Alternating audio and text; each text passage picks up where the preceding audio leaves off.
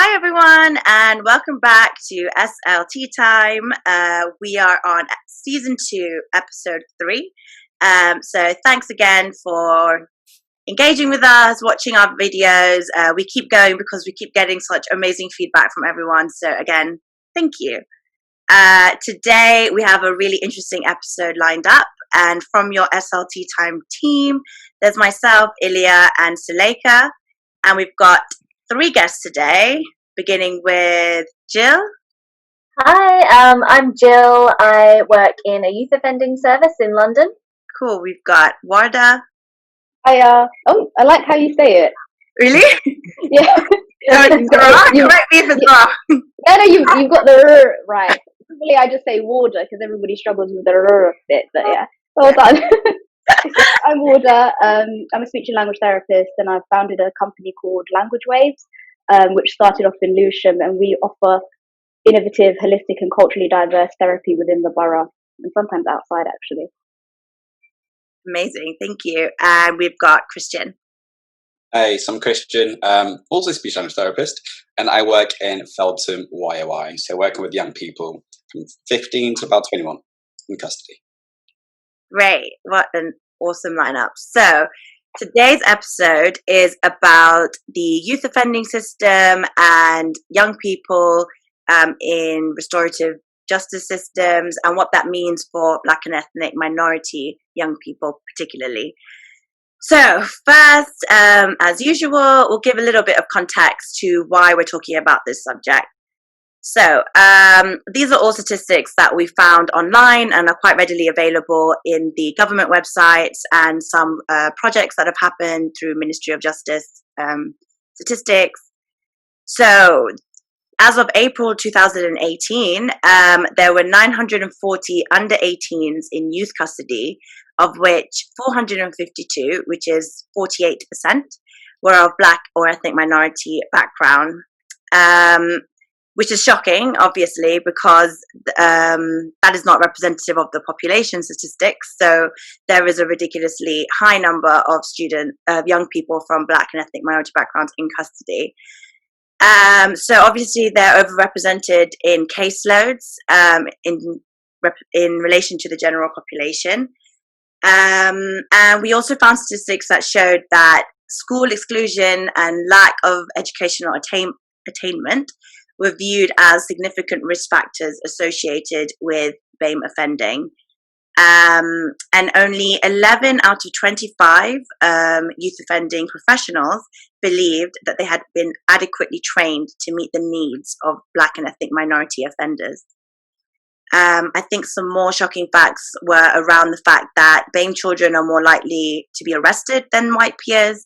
It's probably not a surprising fact, but still one that is quite upsetting to hear. And in the decade to 2015, from 2015, the proportion of BAME children remanded or sentences to custody rose from 25% to 45%. This research also showed that BAME groups have poor experiences within the criminal justice system, and that leads to how there's a greater number of BAME children who come from low-income families. They might live in poor housing and are generally disengaged from education. Also, there's a high percentage of young people, particularly Black children, who are more likely to have mental health issues who are within the youth offending system. Linking to what I mentioned before about the treatment within the system, generally children from Black or ethnic minority backgrounds perceive their treatment as unfair, and that leads to mistrust of police and the system and people who work within the youth offending systems.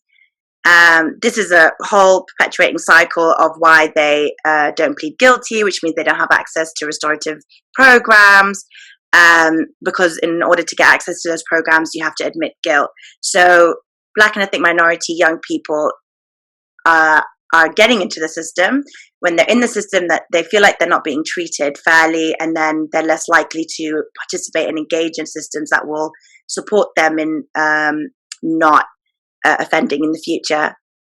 And I think also when we're talking about the youth justice system overall and the workforce, there is a clear underrepresentation of Black and ethnic minority workforce within this. And this is, we've spoken about in previous episodes within even just speech therapy, why this is so upsetting and why it's so necessary, because we've got Black and ethnic minority young people who are accessing our services, quite a high proportion of them in comparison to just general population statistics. And when you're not seeing that representation in the workforce that are interacting with you, how does that impact your attainment to this service? How does that impact your engagement to it? So yeah, there's lots of clear statistics about that, not just from a speech therapy perspective, but within the youth justice system workforce overall. And there was some qualitative studies that spoke about how practitioners recognize that there is a need for cultural awareness.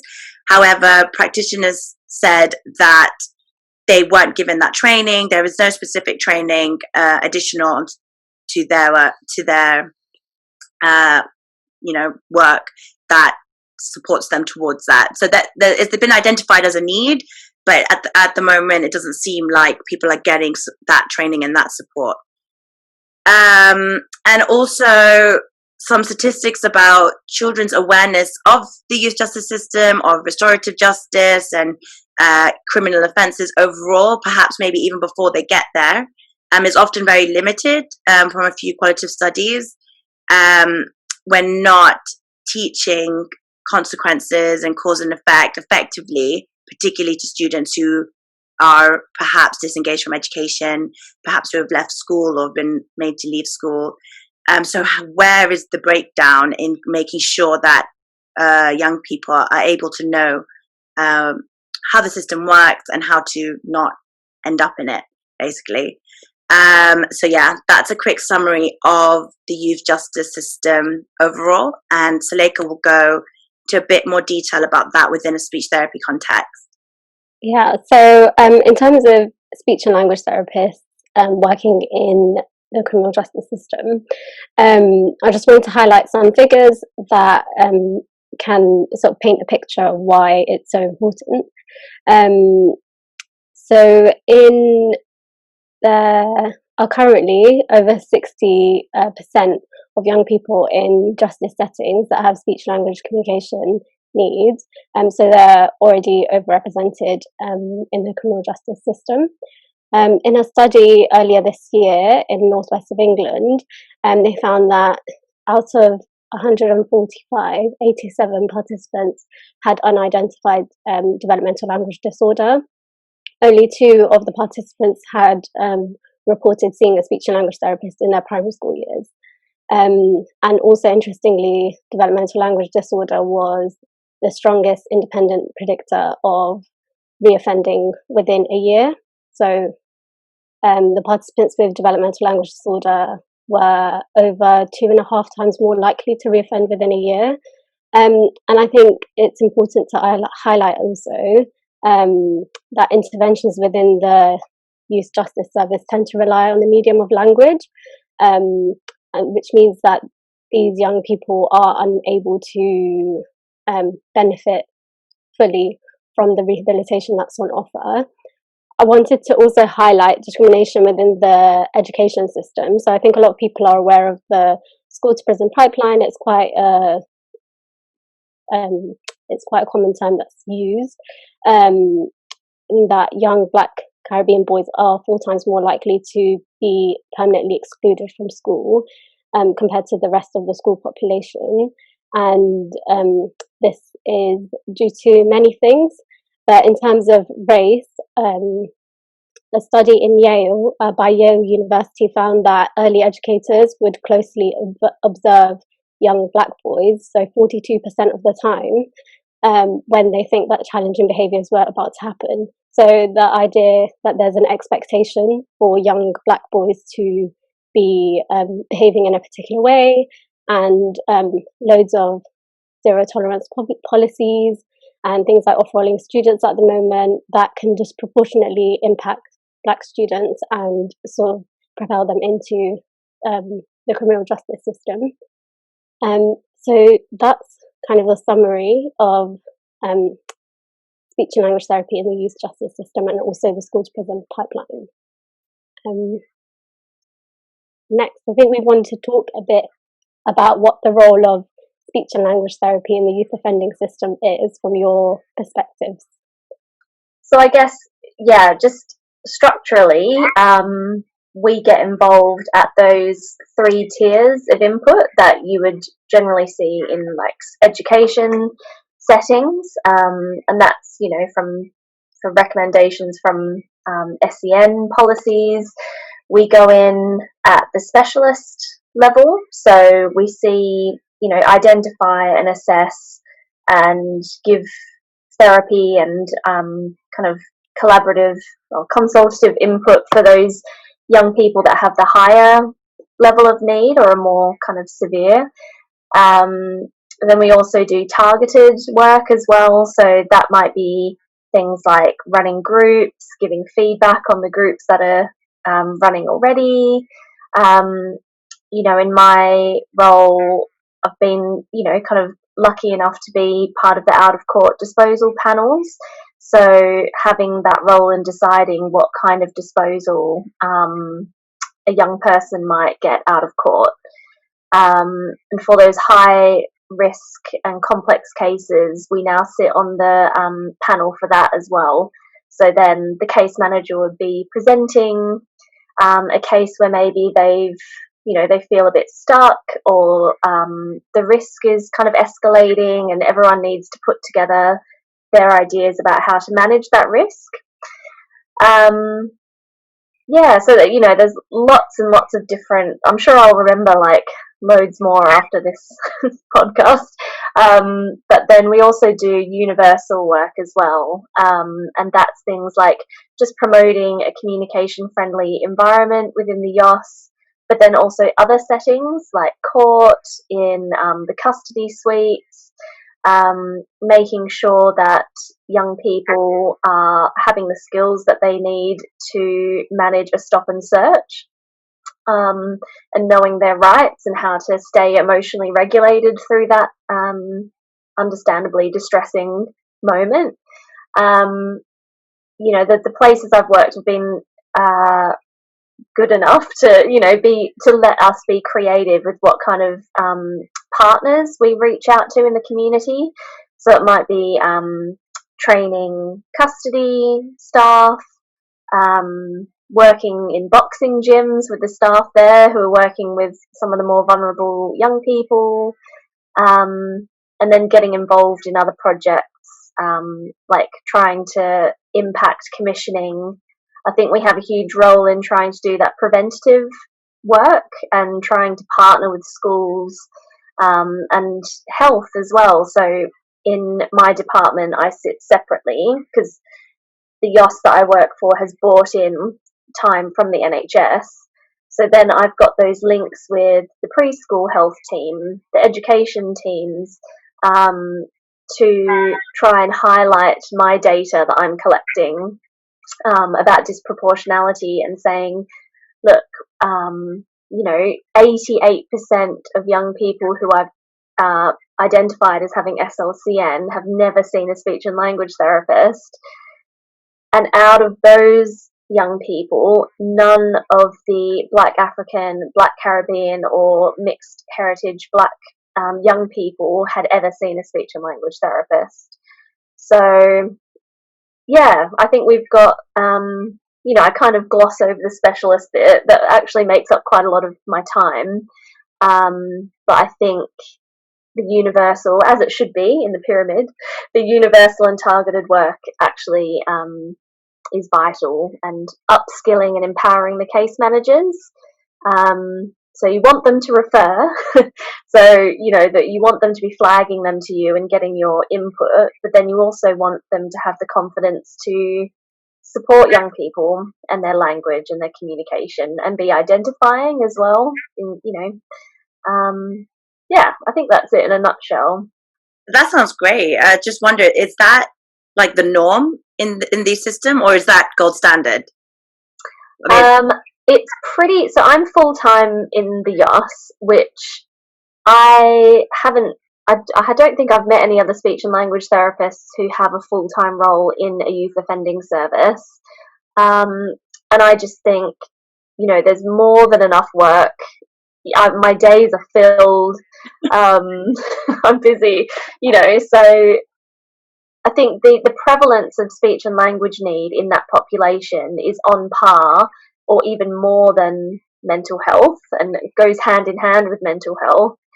And in a lot of youth offending services, there is like a handful, there are several mental health specialists working full time, but then you might get some YOSs who have like 1 day a week speech and language, 2 days a week, that kind of thing. And I think thinking about cultural competence or cultural humility, because I agree, I don't think you ever get to a point where you're culturally competent. You need time.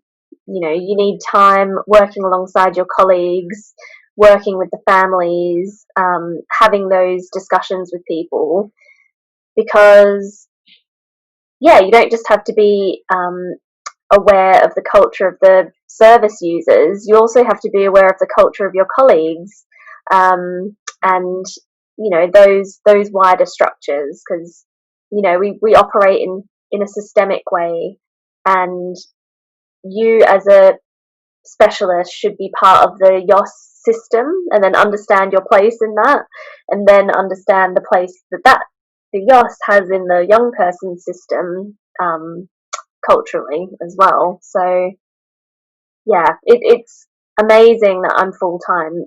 All the things that I've just said are they're all done, but in smaller quantities, and maybe you might get going on a great project and then suddenly be cut off because that they want you to screen or assess more people or focus on the specialist stuff at the expense of the universal stuff.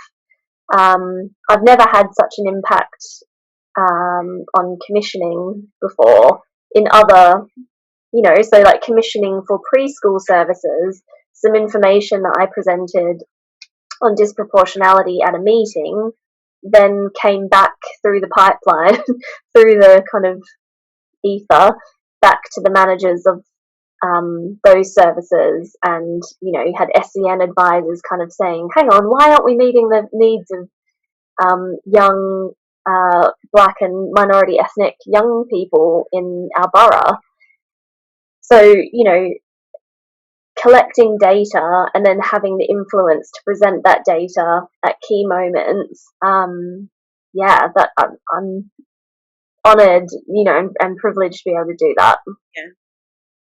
You walk away and you're like, yeah. Yeah. Sounds like you're with now. Christian, does Jill's experience kind of ring similar to you, or do you have a different experience working within the youth justice system?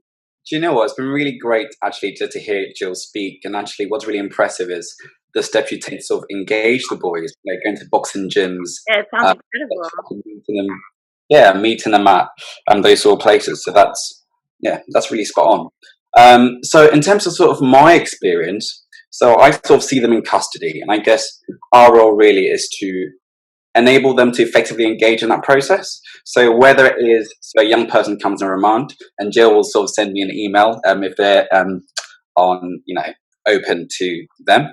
So if they're on remand, for example, and they have like some speech language communication issues, and they're going to stand trial, are they going to be effectively able to sort of participate in that? Do they need an intermediary, for example? And I think it's sort of really important we intervene at that point to get the young people the support that they need. Or, I worked with another young person who was going to stand trial, but he had a stammer. He was really anxious about how he was going to sort of give evidence. He was going to be called upon to give evidence. So work with him to sort of understand his stammer a little bit more. Joint work with a psychologist in terms of managing his anxiety, has symptoms of trauma as well. But that sort of work gave him the confidence that he needed. He actually wasn't called upon to give evidence, but he was able to sort of liaise appropriately with his legal team. And in terms of what I actually do in custody, I think I sort of describe my role as sort of highlighting the communication needs of our population, because The statistics will show that there's plenty. And Jill said something similar in terms of upskilling staff. And I do a lot of training. I was actually training our interventions team this morning in terms of how to recognise those difficulties and what to do about them. So particularly for our staff who are delivering the interventions, are the boys familiar with the vocabulary that's going to be used in interventions? Is it done at an appropriate pace? Consider the young person as an individual. What are their individual needs, and how are you going to consider that whilst delivering a group session? How are you checking their understanding? That sort of thing. But yeah, as well as that, there's also the specialist stuff. So you might see a boy with a lot of language difficulties, writing communication passports, working with boys with autism, learning disability, going to different meetings, running social communication groups. So yeah, there's plenty of work. It sounds really interesting, the stuff that you guys do, but it's funny that you don't really hear much about the speech therapy work at this level. I think it's still kind of new, but also still a bit niche. I think people are not sure how do you get in that route. But yeah, I mean, together you sound like a dream team, which is great. I actually have a question for Warda.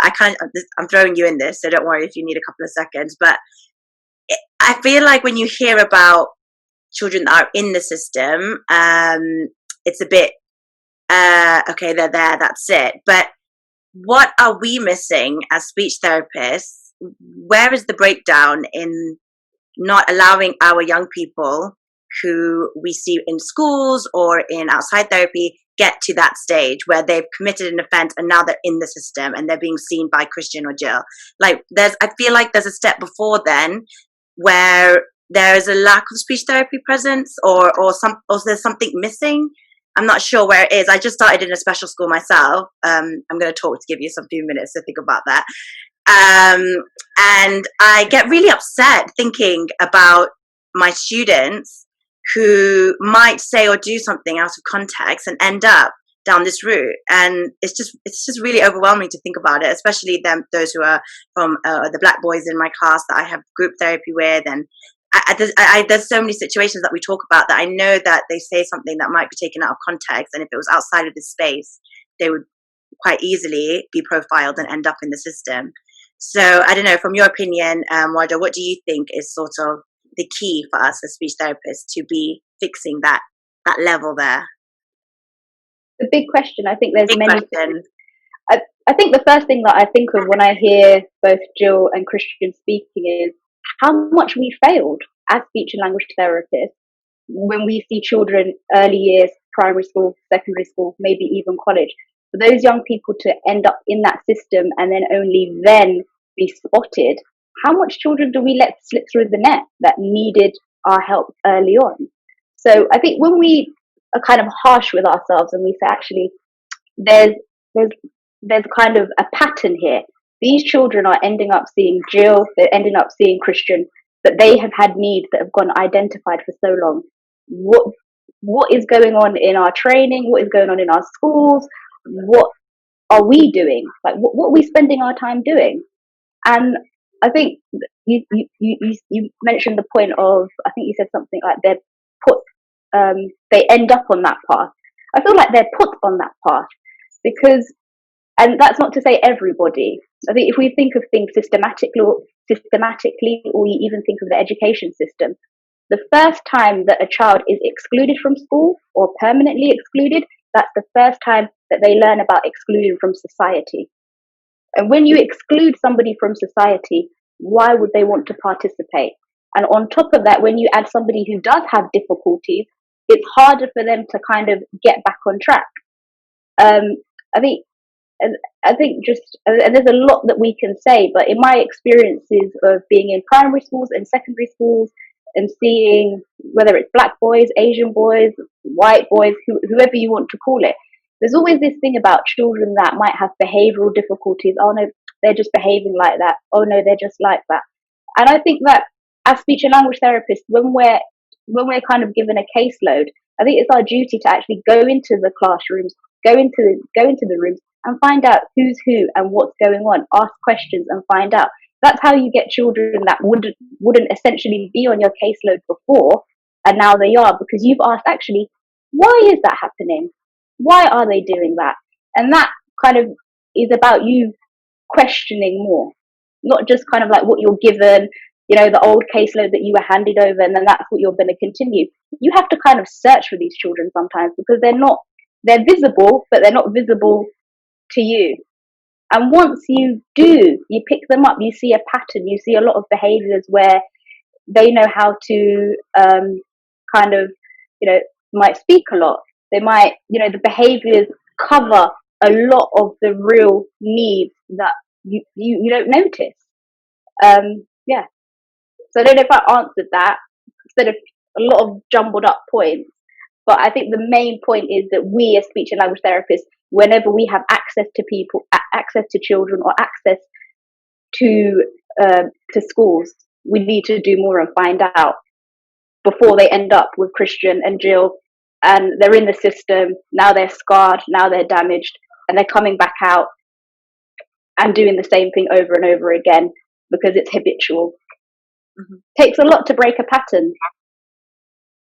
I think you're right. So if you don't mind me sort of jumping in here, I think we certainly have a part to play in sort of spotting these difficulties and in sort of highlighting where a young person might be vulnerable because of the communication difficulties, whether they're resorting to sort of aversion or aggression, and then that sort of leads them down an unfavorable path.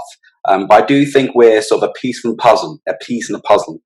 And you spoke earlier when you introduced, the podcast, in the various factors that lead to someone, down the path of the criminal justice system, whether it be sort of, difficulty with upbringing, family difficulties, poor socioeconomic status. A lot of boys thinking that actually, well, maybe from poor immigrant families who think, actually, I'm tired of seeing mum suffer. I don't want to keep asking mum for money. Like, I need to go get my own money. We need to look at our role models. The job opportunities. I think there's so much that goes into how a person ends up in a system like that. And it's a wider societal issue, but I definitely do think as speech language therapists, we can play a part in sort of highlighting difficulties where we see them, but also working with the wider system, the social care system, which very sadly, Black, Asian minority, I think people are represented in. And the exclusion thing, it's a big thing. And I think it's really sad because I think one of your notes that I was reading, 89% of young people who are detained say they've been excluded, and which is just absolutely absurd. It shows you that sort of way of managing young people who have difficulty engaging in the mainstream. It's not working. Just get them out of the system because actually, they end up making worse choices. Mm-hmm. I echo, both of your thoughts on that. I think the school exclusion crisis, because it is a crisis, and I think, there are reports saying that it's going to get worse after COVID as well, or as a result of COVID. I think it's just, it's quite distressing, really, kind of seeing that schools have a responsibility to identify young people's vulnerabilities and then give them the correct support to keep them in education, because education is such a protective factor. So, when you're kind of looking at ways of preventing reoffending or preventing kind of first-time entry into the system, you're looking at kind of risk factors, so kind of maybe factors that might be pulling a young person towards offending, and then protective factors, so things that are really positive in the young person's life and might safeguard them against that. And school is, undeniably a protective factor. I think the zero tolerance policies that are rife now, I've got a lot to say. I'll try not to get political, but I think. Pardon? We have politics on SLT time. It's sad. Yeah. Well, so I think the whole academization of education that has happened over the last 10 years or so, And I think the rise of maybe things like Teach First, where you've got, that the criticism of that is that you've got a lot of middle class white university graduates being pulled into teaching. The program is designed that they're only meant to be there for a brief amount of time before they go on. They teach first and then go on to their real careers after. I think it's important that people have that cultural competence training, and to be aware of that white British culture, and that they are coming in to work with a diverse population of young people, and that they have a responsibility to be protecting them and safeguarding them, and carrying out best practice. And I think Warda is right. We have to have the confidence to be questioning these decisions. So I've had the same thing where I've gone into school, you're liaising with a Senko, and they say, oh, don't worry about that kid, it's just behaviour with them. And now I would have the confidence to say, oh, hang on, let's unpick that. But when I first came here almost 10 years ago, I didn't have the confidence to do that, and I didn't understand.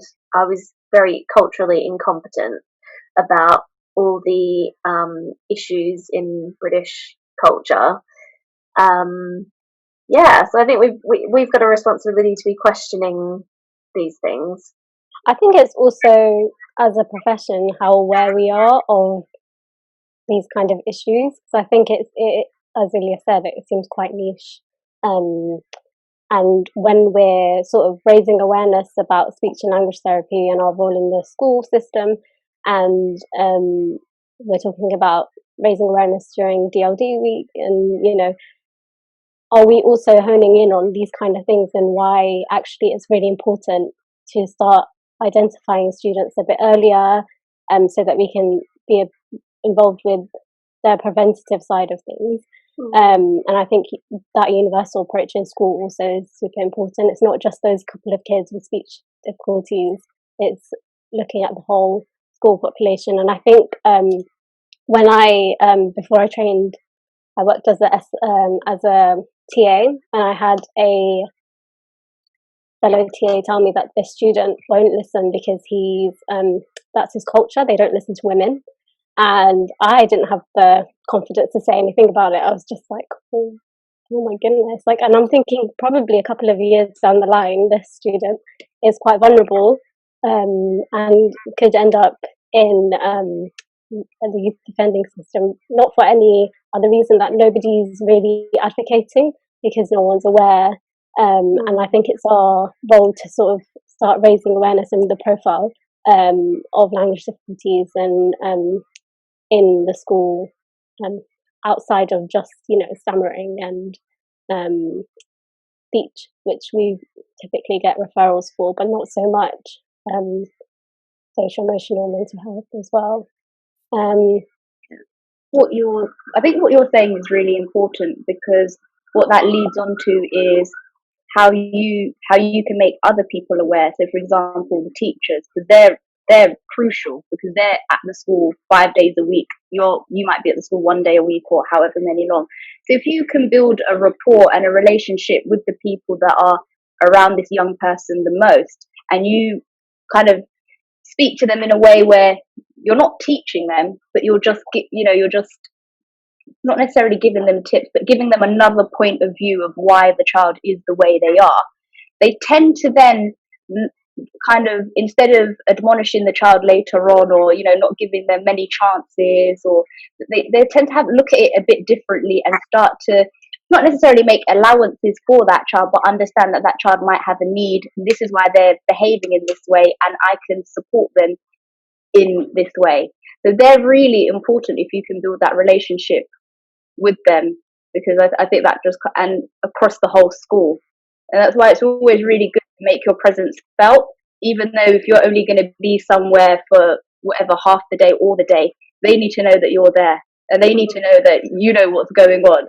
Because I'm like one of those people, I'm incredibly shy, but I do it because it's for the children. So I find out what's going on, and sometimes I have other children telling me this happened outside here, that happened there, so and so is about to be excluded.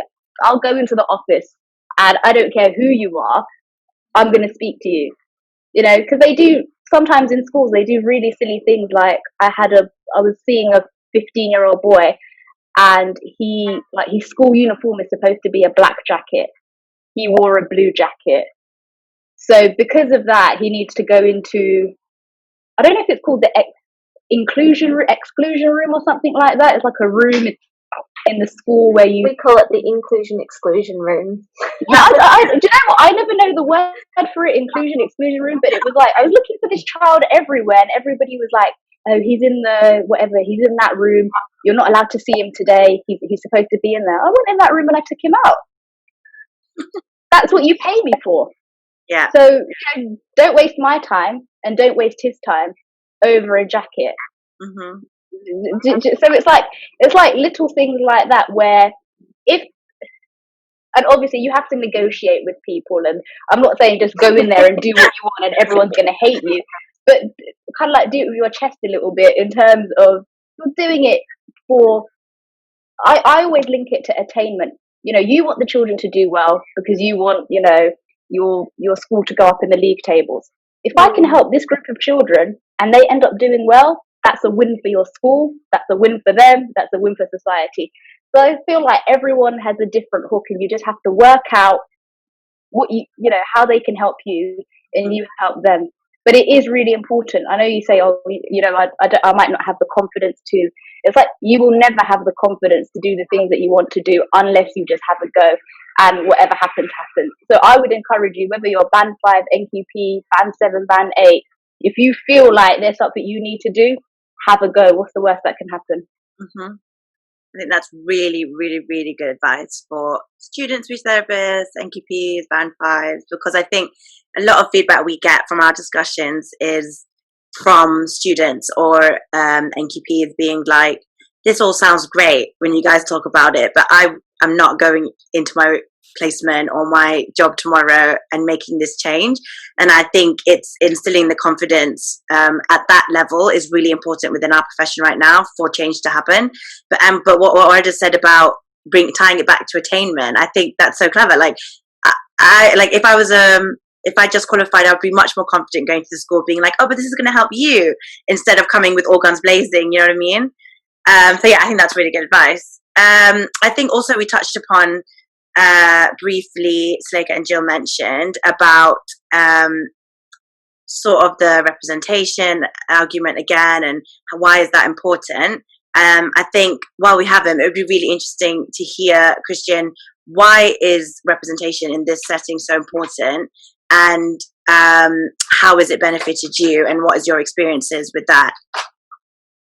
Yeah, I mean, I'll start with a sort of personal example of I guess, the power of representation. So prior to having this job in Feltham, which is in London, I was working in a mental health hospital in Northampton, and prior to that, you know, managers, etc., had been, you know, white, female, white, male.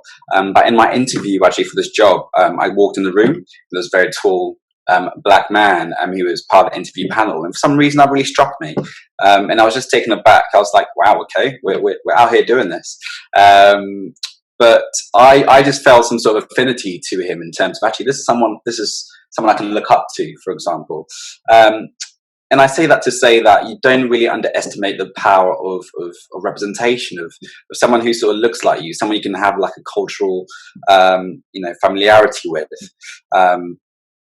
And for Feltham, for example, I think the last meeting I went to, we were just talking about diversity. We're currently about 80% of our boys are sort of Black, Asian, minority ethnic. And it's, I think for engagement, I'd like to think it's nice for them to sort of see a young person, a black young man they can sort of relate to, maybe with a similar cultural background. But it makes a difference. I think everyone has a different role to play. So, for example, in a team, you might have more of a motherly figure, for example, and they're very good at engaging like some sort of boys. You might have like a fatherly figure. You might have people from different someone for different sexual orientation, for example, who can engage someone else. So having diversity of teams is hugely important, and particularly for the boys we work with, or girls. I think representation, it's very valuable. I was going to say, Jill, how diverse is your team, do you think?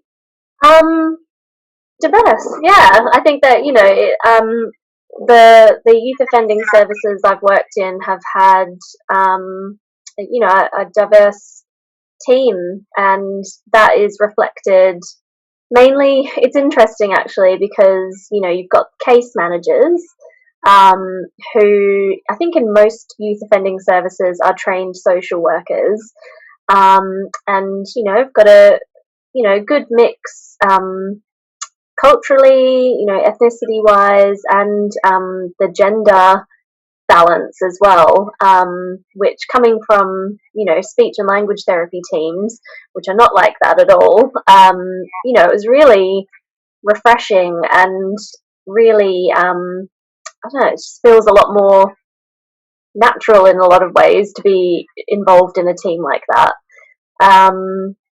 Yeah, and obviously, I don't meet many Australian Eurasian women when I'm working, but as Christian was saying, you will get those motherly figures in the team, and you'll get the black men who relate really well to some of the black young people, and likewise with the black women as well, running girls groups and things. The girls obviously really relate and have that connection and benefit from that representation.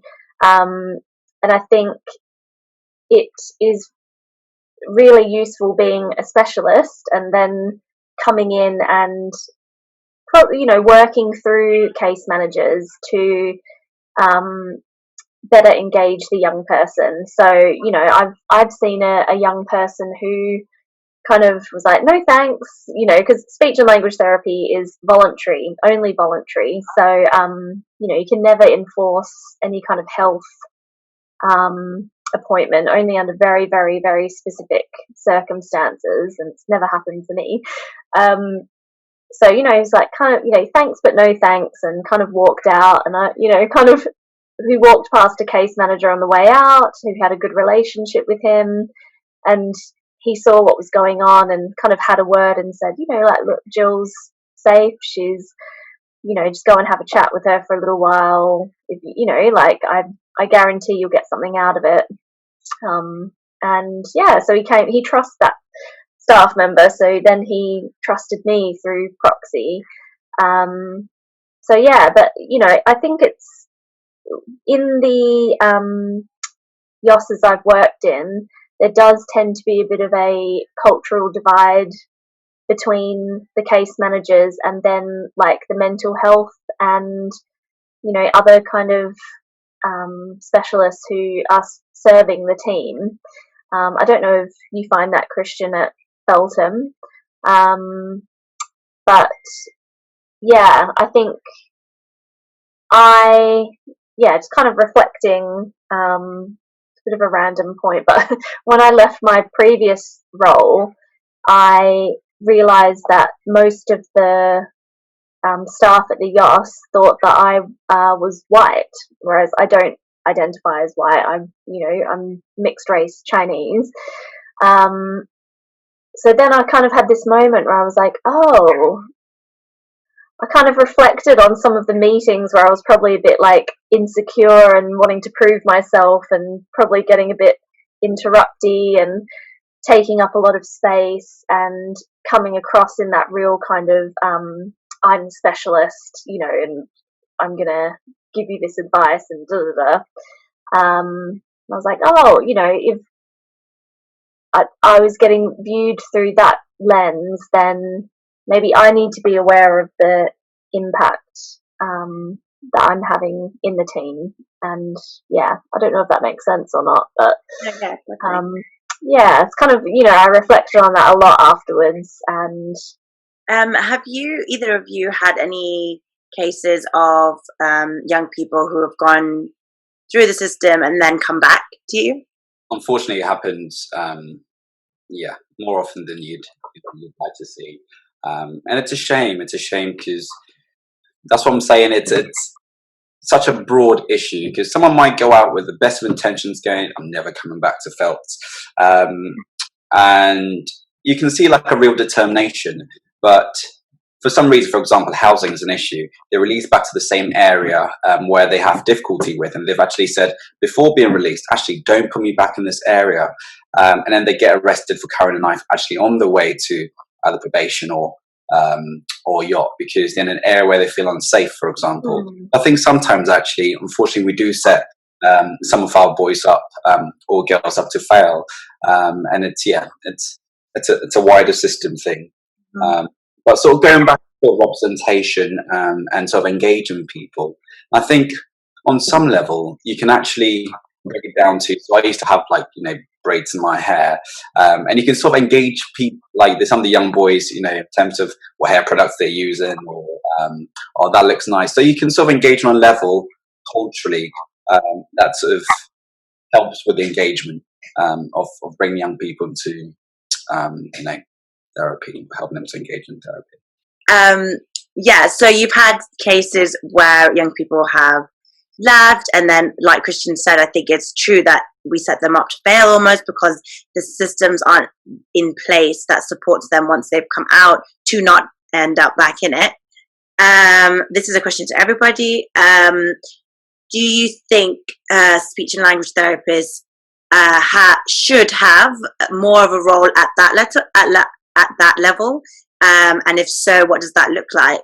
I guess in terms of preparing young people, so I keep referring to young people because I work with young people for release. I definitely think we do have a role in terms of, for example, what the young person who was parole, and he had some social communication difficulties, so work with the parole board. Actually, this is how to get the best out of him. These are things you should do and not do. Maybe offer some breaks, double check his understanding, give him a pen and paper so he can write things down, but also work on the young person in terms of general communication. How do I sit? How quickly am I talking? And eye contact and the use of slang, and actually build his insight into just how much he uses slang, and what he can do, to change that and present himself in a better way. But yeah, that I guess was trying to help him to sort of get out. But in terms of actually settling it into the community, I think it's important that sort of have links with yachts, for example, who might be supporting them in the community, probation, and have input into actually where a young person might stay. For example, if they've got autism and you're trying to put a young person with autism come into custody, you've got severe difficulty with social communication, reading people's intentions, it's more likely to be aggressive in that sort of situation. Essentially, again, you're setting them up to fail. So being sort of confident and advising that actually, I don't think this is an appropriate placement for these sort of reasons, we can have a role there as well. Is there communication with, once they've left the system and maybe they go back to school or whatever they'll be doing once they leave, is there communication with those services between the yacht and those healthcare services? Is there a link? It depends on the commissioning for the speech and language service in your borough. So in some boroughs there is not the universal and targeted work or even the specialist work that happens for young people who don't have EHCPs. So in that situation, it's tough because there's not someone, in your department who you can link in with and kind of hand over information and make sure they get followed up. Which is why, we're always kind of pushing for more commissioning and making sure there's that well-rounded service in the borough. But then in that situation, you might link in with organisations like Connections, and other kind of SEN support services, and making sure that, you're disseminating all of that information with consent about that young person so then they can get the support that they need. And I think there is something in it, you know, if it comes from the youth offending service and, you know, we've done this assessment, this is what support this young person needs, sort it out. You know, like, you know, we do have that kind of voice, I guess, which we have to make sure that we're using for the young people all the time. But also, when a young person comes back onto the caseload, I guess it's an opportunity to, you know, often they come back and work with the same case manager that they had last time round. And that's, you know, because the case manager has a lot of knowledge of the family, and, you know, they know that young person has built that trust and relationship. But it's an opportunity to say, okay, so, you know, you were working on emotional regulation last time. Let's have a chat about what you were doing and whether there's any kind of adaptations that we could make together. Is there anything that I can do for you to kind of see if we can make this intervention stick, or, you know, kind of what got in the way of that young person of using those strategies out in the community, when, you know, they seem to be engaging with it well, you know, as well as having the supports there in the community and upskilling families and working with families to make sure all of the systems that the young person exists within are supportive. Also, yeah, I mean, the questioning might have been too complex in their intervention. So we know, as SLTea said, the interventions rely on quite a high degree of verbal language.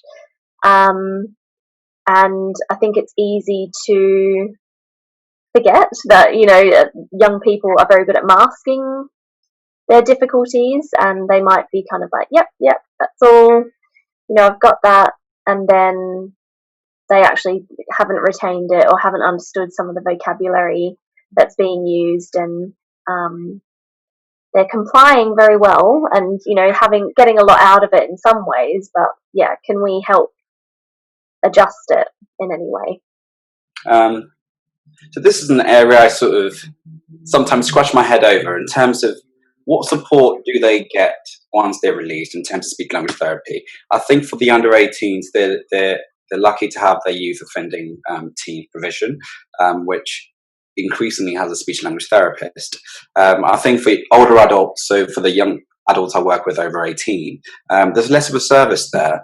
And the young people I work with often want to disengage with education, not all the time, but, you know, I want to get a job in construction, for example, or, you know, I'm better at my hands, or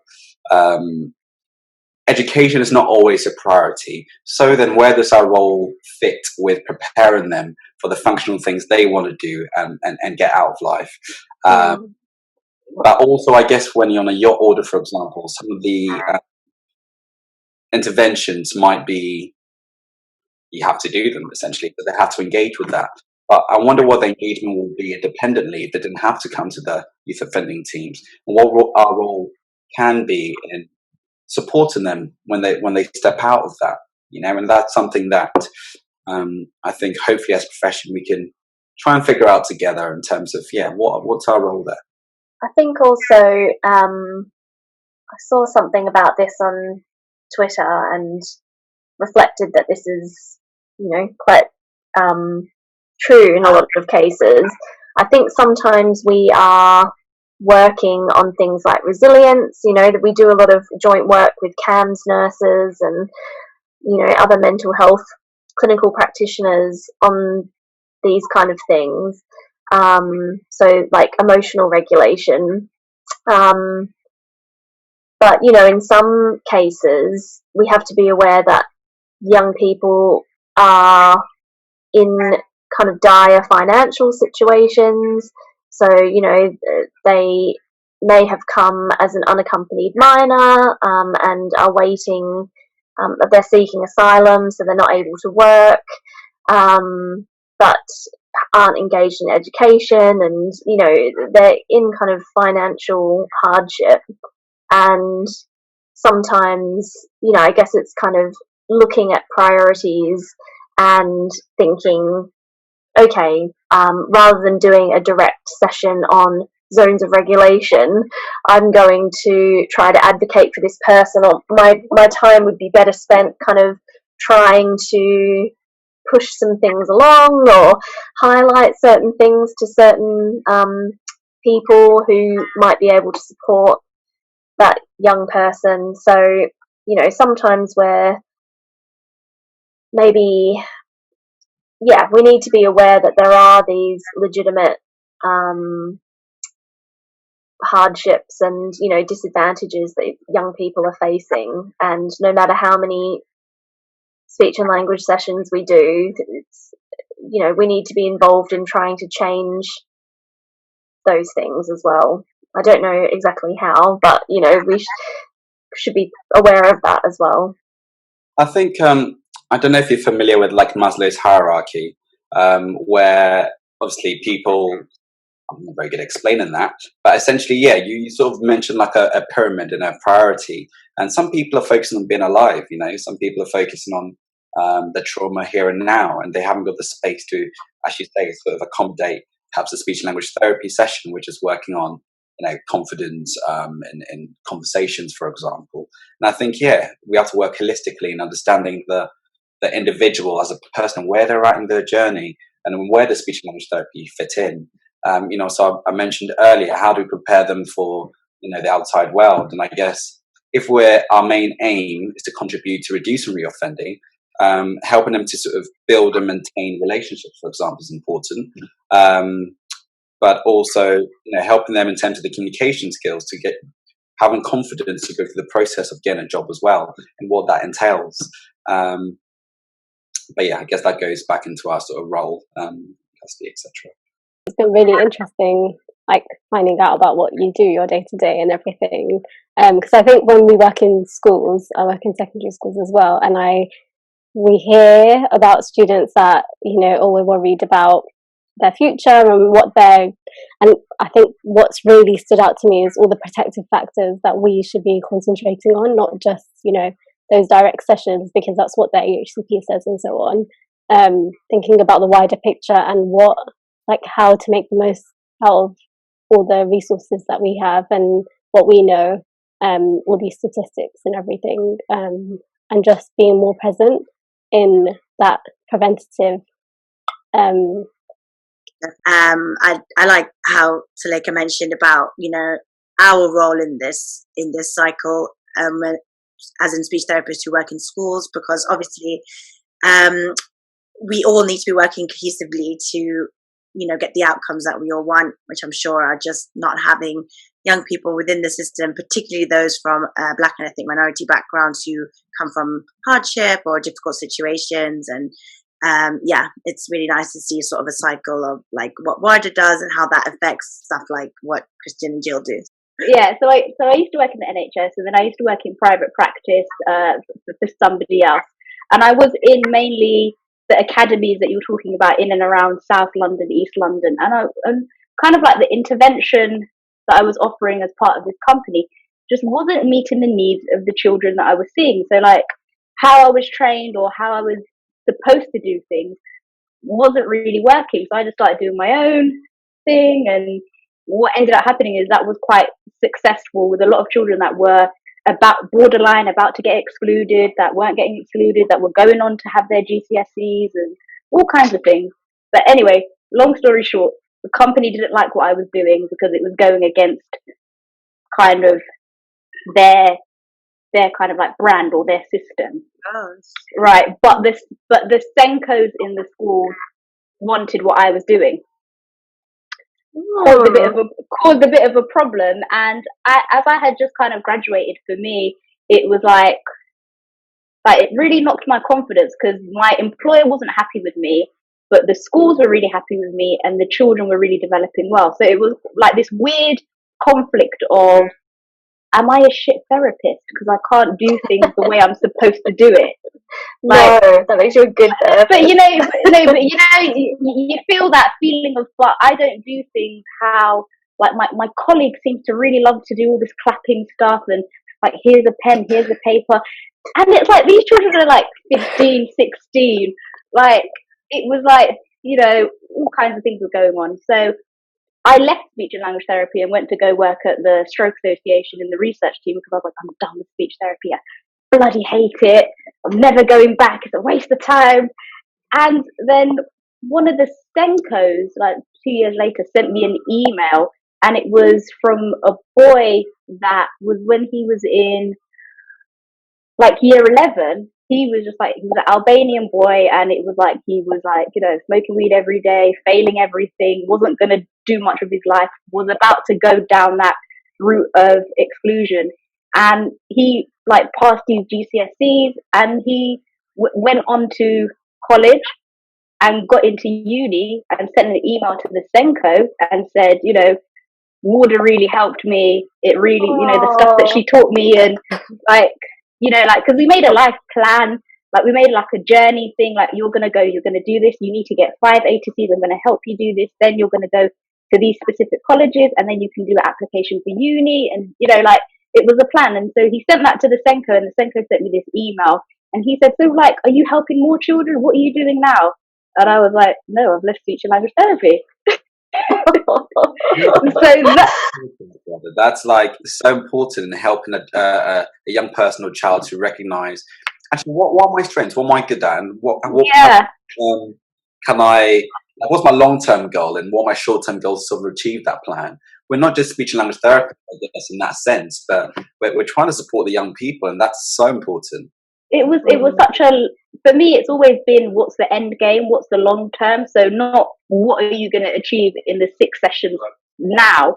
What is your life going to be based on who you are, how you've grown up, where you are. Right? Okay, there might be these barriers, there might be these obstacles. We're going to be real about them. They exist. Yeah. So it's very explicit. Kind of real conversations, and these things are going to happen, or they might not happen. You need to be prepared for them. These are the difficulties you're going to face. However, they always talk about neuroplasticity, like if you practice, you can learn. Some things might take you longer. And I always used to do like a visual of, I tell them the story of a bamboo tree. It grows 4 years underground before you see it coming out. Oh, I like that. But once a bamboo tree grows, you can't stop it. So I always say, what you're doing here with me today, and what you might be doing in school, it might not connect with you today, but one day it will come out. So that's why I need you to keep going on, even like failure after failure, bad thing after bad thing. You've got to keep going. So when he sent me that email, and I was like, oh God, I've got to go back to speech and language therapy now, but I'm not working for anybody else. So like I set up like this kind of, I called it a social enterprise. It's like a community-based intervention. How am I going to do it? I'm going to work with parents. I'm going to work with children. We're going to work with them separately. Then we're going to bring them together. It like worked. Kind of, it was all right. It was all right. Amazing. And then it just turned into, I can turn this into a business, so a livelihood for myself. But I can also kind of, do this as a real thing. It's a real thing. But I think it's taken a lot of confidence, because for the longest time, and even now, I feel like a phony. Like, yeah, no, because you just like it's so like when you're trained in this specific way of seeing things, and then you say actually that service delivery model doesn't work. So now we're going to have to do it this way. You're taking a lot of chances. Yeah. So you have to feel confident enough to take the chance, because you're like, if this like flops or fails, or it's so it's one of those things. But I'm having a go. There's more than one way to skin a cat. There's more than one way that works with kids, particularly with kids that are hard to reach. You've got to be on their level. You've got to be real, and you've got to try things that are outside of the box. Yeah. So I think it's incredible what you're doing. Yeah, and I think one of the most important things that I've done, or we've done, is we've connected up with like the mentoring charities, or kind of counselors, drama therapists, people in our local areas. So we have this kind of referral system. So if I can't see somebody, or we figure something out, and usually the services can be free, so the schools don't have to pay for them, and we just kind of figure it out. So it's like we have this network, so that kind of helps as well. So it's not just me, it's just kind of like creating a network. Amazing. A lot of these children need lots of things, not just speech and language therapy. So we just like connect it all up and then just package it. That's what's needed. Like that's the missing piece. That when I asked that question earlier, like you got it. You like this is one thing, and speech and language, other speech and language therapists can create other things that can hit that market, and you can do it, and you don't need to just be in one system to serve your community. You can do it in lots of ways. It's the issue with monoculturalism, you know, that idea that there's one way, the normal, right way, and anything that strays outside of that is wrong, and that's just not the case. You have to be pragmatic and, you know, celebrate doing things different ways. So, And I think you just gave him, you helped him navigate the system basically and gave him a roadmap. And I think for a lot of us, our parents maybe are not so literate in they don't know the system so well. And I think that's where sometimes it can be hard to envisage why do I need to work so hard at year 11 or year 10? What is the point? You know, I want money now. But you talking about that analogy, you really like helped him visualize what life can be like if you know, follow the way it like goes through the education system and so on. And it doesn't work for everyone, but I think that's why there's such low I think that's probably another reason why the education system isn't working so much for some of the more vulnerable. I think because we don't. My parents don't know the system. I think that's a big barrier for a lot of kids from my community, and I think that also, like, parents going along to meetings around exclusions and not understanding what it means to offer all a student and these kinds of things can just lead them down a path that they didn't expect, because they were just like, we were listening to the school's advice, they're expert, they know what they're doing. So I think you made such an impact, and I hope I make some sort of impact. You will. I think it's because I don't know if you lot have noticed this, but a lot of the children that I was working with in schools had like low confidence, sense of self, like the growth mindset. They don't want to try. Like before they've even begun to try, they think they're failures. So I had a lot of them, and I thought, well, I can help them improve their language, their receptive, expressive, their vocab. So I can do that. But that's like the icing on the cake. If I don't have this foundation of sense of self, self-esteem, confidence, ability to be who I want to be, and addressing this thing here, it's like I can make progress here, but what's the point if I don't have this?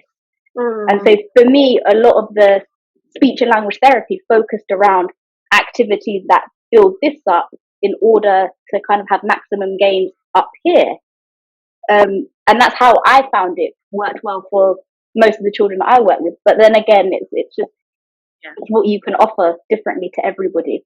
But I think that once children or young people have this kind of meta awareness of, you know, these might be my differences, I can use these strategies, it's not a bad thing. You know, you just keep growing and learning. And if you give them examples of, you know, we all haven't had, not to say necessarily easy lives, but we all have things that we're insecure about or not confident about. No matter how much education you have, whether you have a master, the PhD, or how well you're doing, you're always going to have things about you that you know might make you feel bad, and it's just the same for them. So just to let them know, do you know what? It's okay. That's really well articulated, actually. That's really well articulated. I think it goes back to what we were discussing earlier in terms of the person as a whole and what's a priority for them. And you're right, we do see like broken individuals, you know, who had, you know, a lot of adverse childhood experiences, and actually, you know, a language assessment to advise and best way to communicate with them. It's the least of the priorities. And to go back to, in that system, how can we make the most impact, you know? For me, if everyone in the prison was aware of how important the communication is, and we're making good efforts to sort of adapt information given to them, whether it's written information or verbal information, always check for understanding. I think we could then sort of, as speech language therapists, really think, okay, now that this has been achieved, what else can we do to make an impact in terms of the lives of these boys, and not just, I don't know, maybe that's blue sky thinking, but No. All that blue sky thinking. I think in our roles we have the benefit of being able to do that blue sky thinking and work on those underlying self-identity things and skills with the young people.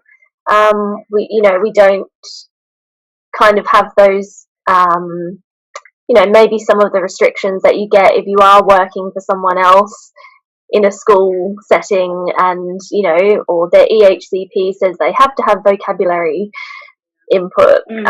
We get to be creative, and I think that's one of the most enjoyable things about working in youth justice, is that you have to be creative. So if you enjoy that, then you're in the best place. Thank you guys for coming today. It was honestly really amazing and really interesting. We'd like to speak a lot about speech therapy work that perhaps most speech therapists don't even know exists. So I'm sure it will spark a lot of interest online. Hopefully we'll get some messages. How do I get into that field? That sounds great. If we do, we'll send them your way. So thanks. So that was the end of episode 3 of season 2. Next week, we'll be moving on to topics of trauma, which actually links really nicely with things that we spoke about today. It's great that you mentioned about the hierarchy, because I think we'll touch on that in the future. So thanks again for being here. Tweet us if you have any questions for anyone. Continue engaging with us, asking us questions, drop us emails. We love to hear from everyone. Thanks, and bye. Bye. Be sure to follow our Twitter and our Instagram, SLT Time, At SLT Time. SLT Time, to keep up to date with new episode releases. and that's the SLT for today.